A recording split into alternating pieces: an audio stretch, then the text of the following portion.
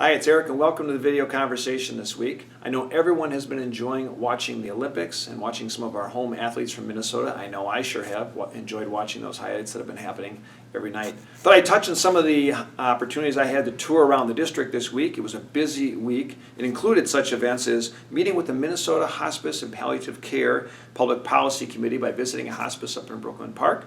Also had the opportunity to visit Dakin HVAC Company in Plymouth, which is a large international company providing technologies and HVAC systems throughout the world for a lot of our school systems here in Minnesota, but also for the new Freedom Tower that was completed recently in New York. Also visited with different Rotary clubs in the district in Minnesota, as well as visited with some small businesses that were expressing opportunities for controlling their healthcare costs and going in a different direction with a better path.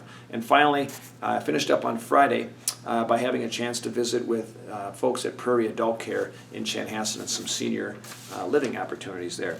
We're going to take one question we got this week from one of you. It comes in from Jeffrey in Brooklyn Park. And Jeffrey called in actually expressing his concern because he was upset that his mother could be denied access to the drugs that she relies on if a proposal from the Obama administration for unilateral changes on how doctors get paid for seniors' medications goes forward. And this is a critical issue because recently the Obama administration has made a unilateral proposal for changes on how it pays doctors for seniors' medications. And these changes would actually deny seniors access to certain medications.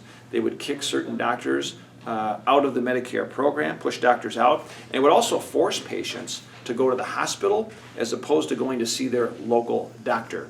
And that is not a good path forward. I actually oppose this proposal. I've actually sent a letter both to CMS, that takes care of Medicare, as well as sponsor legislation to make sure that this implementation does not take effect.